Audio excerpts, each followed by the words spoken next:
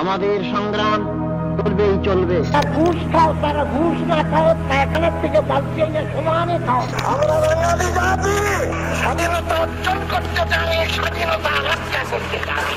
টাঙ্গাইলে নানা কর্মসূচির মধ্য দিয়ে মাওলানা আব্দুল হামিদ খান ভাসানীর ৪৮তম মৃত্যুবার্ষিকী পালিত হচ্ছে। এ উপলক্ষে মাওলানা ভাসানী বিজ্ঞান ও প্রযুক্তি বিশ্ববিদ্যালয়ের উদ্যোগে বিভিন্ন কর্মসূচি গ্রহণ করা হয়েছে।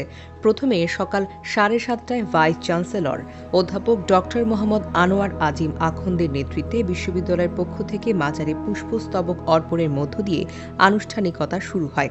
বাংলাদেশের ভবিষ্যৎ বাংলাদেশ দুর্নীতিমুক্ত হবে, তারা আধুনিক হবে, তারা বিজ্ঞান মনস্ক হবে। এরপর বিভিন্ন সামাজিক সাংস্কৃতিক সংগঠন এবং ভাসানী পরিবারের পক্ষ থেকে মাজারে শ্রদ্ধা জানানো হয়। ইতোমধ্যে কৃষক শ্রমিক জনতা লীগের সভাপতি বঙ্গবীর কাদের সিদ্দিকী সহ অনেকেই মাজারে পুষ্পস্তবক অর্পণ করেছেন। শ্রদ্ধা নিবেদন শেষে কাদের সিদ্দিকী বলেন, সম্প্রতি বাংলাদেশে অনেক বড় পরিবর্তন হয়েছে, কিন্তু অতীতকে বাদ দিয়ে উন্নতি করা যাবে। এ সময় সংবাদ মাধ্যমে মাওলানা ভাসানীকে নিয়ে প্রচারণার স্বল্পতা নিয়ে ক্ষোভ প্রকাশ করেন বঙ্গবীর কাদের সিদ্দিকী। এই মানুষটির জন্ম না হলে আমরা আজকে বাংলাদেশের নাগরিক হতাম না।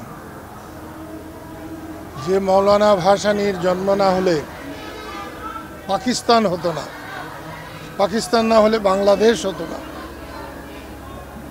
বাংলাদেশ না হলে আজকের আমাদের এই অবস্থা হতো না। মাওলানা ভাসানীর মৃত্যুবার্ষিকী উপলক্ষে ৭ দিনব্যাপী মেলা চলছে। মেলা কেন্দ্র করে উৎসব মুখর পরিবেশের সৃষ্টি হয়েছে।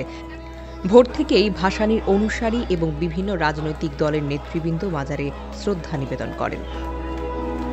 নুসরাত জাহান, অনুসন্ধান নিউজ।